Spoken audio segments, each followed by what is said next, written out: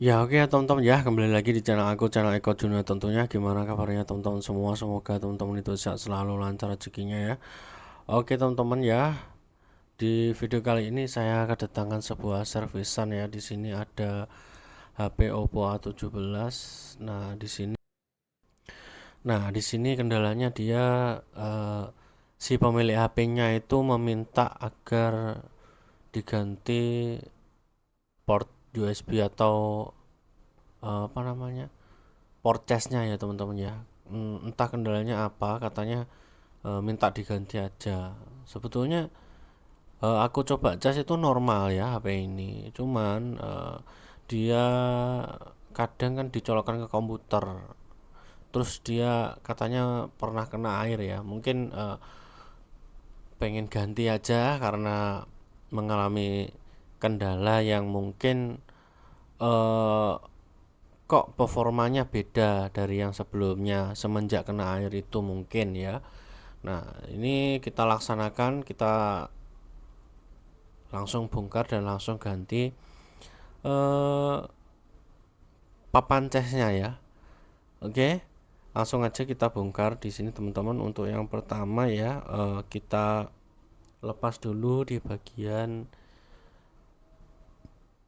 SIM cardnya tetap ya. Setelah itu kita lepas di bagian ini backdoornya ya, backdoornya kita lepas di sini ya. Nah, jadi untuk Oppo A17 ini kita pembongkarannya kayaknya langsung ya, nggak perlu buka penutup backdoor ya. Jadi frame. Nah, ternyata betul aja ya. Ini aku buka framenya ternyata bisa seperti ini. Oke. Ini udah dapat terbuka ya, teman-teman. Nah, ini sebetulnya kalau di channel aku itu yang lihat itu kebanyakan pemula ya. Jadi kita sama-sama belajar, saya juga pemula juga ya. Khususnya yang servis-servis mandiri di rumah itu saya dukung banget ya, karena kalau di tempat servis kan kadang terkendala biaya. Kalau teman-teman bisa servis sendiri itu bagus seperti itu ya. Karena saya dulu juga awalnya sebelum di counter juga saya otodidak juga ya. Jadi untuk para teman-teman pemula itu tetap semangat, tetap belajar terus dan jangan pernah takut untuk mencoba ya. Nah, seperti ini. Oke. Ini udah dapat terlepas teman-teman ya. Nah, cuma kalau bedanya kalau udah masuk ke counter ini harus bertanggung jawab ya, teman-teman. Kalau misalkan belum mempunyai skill atau masih belum berpengalaman, itu kalau ada barang rusak kita harus ganti. Nggak boleh kita apa, setelah merusak terus nggak ganti, itu nggak boleh ya. Jadi pertanggungjawabannya di situ. Tapi kalau teman-teman masih pemula ya, khususnya untuk membongkar HP kalian sendiri, terus kalau ada rusak kan nggak apa-apa, itu jadi pembelajaran seperti itu. Nah, ini hati-hati karena di sini ada fleksibelnya ya. Nah, kalau udah terlepas semua bautnya baru kita lepas fleksibelnya ini finger ini. Oke, seperti itu. Nah, di sini baterainya aku lepas dulu. Nah, sebetulnya nggak perlu ngelepas apa, bagian atas itu pun bisa ya, karena kita kan tujuannya melepas di bagian papan casnya, tapi akan lebih aman ya, dan juga jarak antara HP itu jadi leluasa melepas bautnya, itu lebih baiknya ya tetap dilepas ya. Oke, ini karena saya mau ganti papan casnya, jadi saya lepas ya di bagian bawah sini. Oke, dan nanti kita lihat ya, apakah masih ada sisa-sisa air, karena kata si pemiliknya juga pernah kena air seperti itu. Nah, ini kita lihat ya di sini. Oke, ini udah dapat terbuka ya penutup mesin yang ada di eh, bagian bawah konektor papan casnya ini. Nah, seperti ini kita akan lepas ya.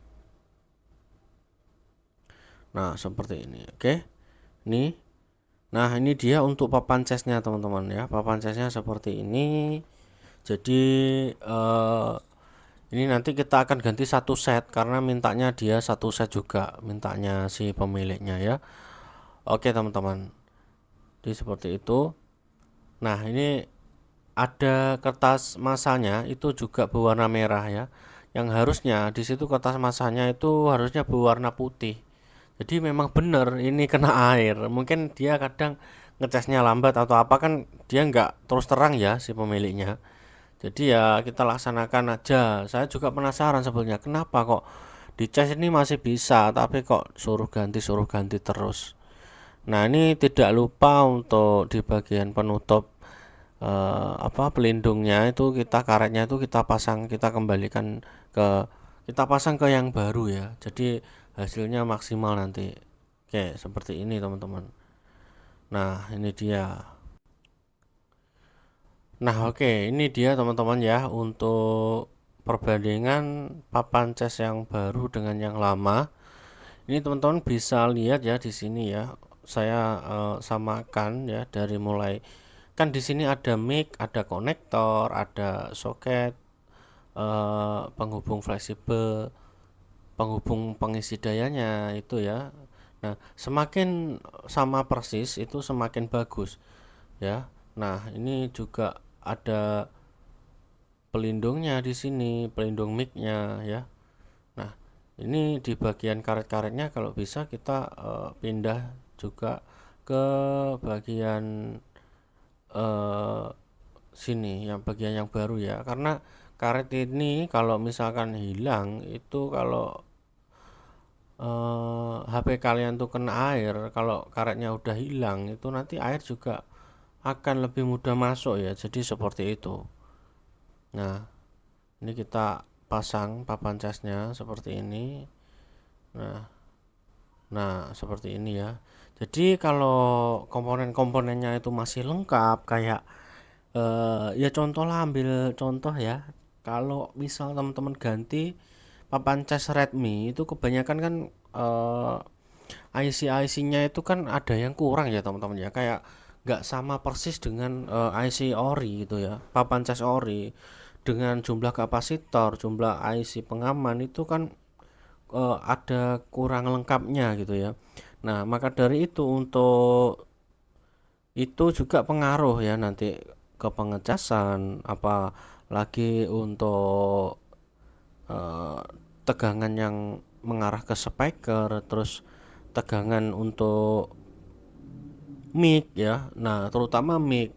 Nah, itu sering terjadi teman-teman di HP Samsung kebanyakan itu. Kalau teman-teman cari papan cas kalau enggak ori itu biasanya sinyalnya hilang. Nah, itu kalau itu sangat ribet ya. Jadi mendingan kalau itu, kalau saya belum mampu mengerjakan, saya bilang saya belum mampu, itu udah beres. Jadi nggak terlalu berat pikiran. Tapi kalau teman-teman memaksakan dan alhasil ada kendala di waktu pengerjaannya, itu beban pikiran. Karena yang pertama teman-teman menjadikan kesannya itu nggak enak sama si pemilik HP-nya ya, karena performa HP-nya menurun. Yang kedua, tingkat kepercayaan konsumen terhadap kita juga menurun. Yang ketiga, kita masih punya beban pikiran ya, seperti itu. Tapi ada loh temanku teknisi itu, dia memang HP orang buat percobaan, itu saya kurang suka juga ya. Seperti itu, dia menghalalkan segala cara untuk mencari ilmu. Nah, itu menurutku kurang bagus juga. Dan kalau misalkan ada masalah, dia jarang mau berpikir untuk menyelesaikan. Dia memilih untuk kabur. Nah, itu juga saya kurang suka. Itu berarti kan kurang tanggung jawab ya. Itu jadi seperti itulah. Untuk masalah papan cas itu seringnya ya seperti itu. Apalagi di Samsung. Samsung itu kalau antenanya atau ada soket yang kapasitor yang kurang, itu juga kurang bagus performanya.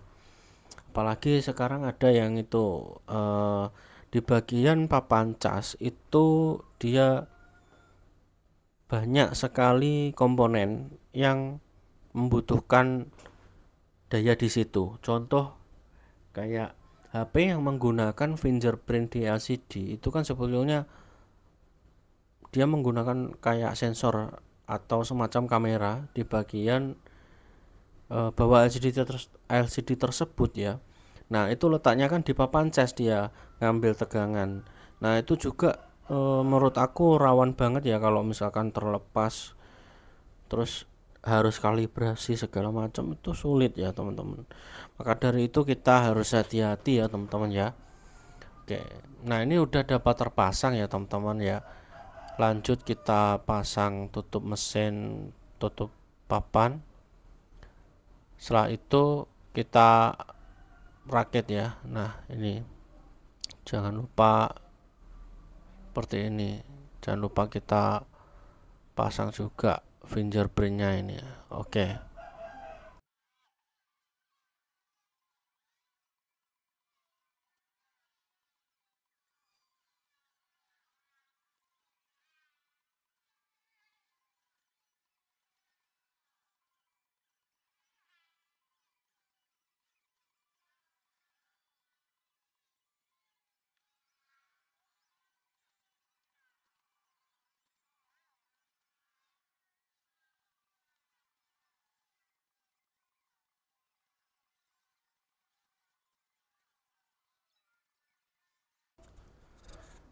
Ya, oke ya teman-teman ya. Ini udah dapat pengecasannya udah selesai. Ini udah saya tes juga sekalian ya. Jadi ya ini dia hasilnya mantap ya.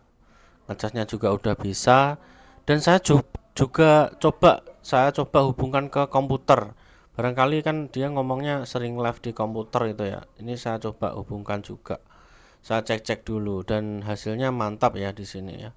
Oke, untuk pergantiannya ya kurang lebih seperti itu ya teman-teman ya. Nah, ini udah terhubung juga di komputer. Mantap.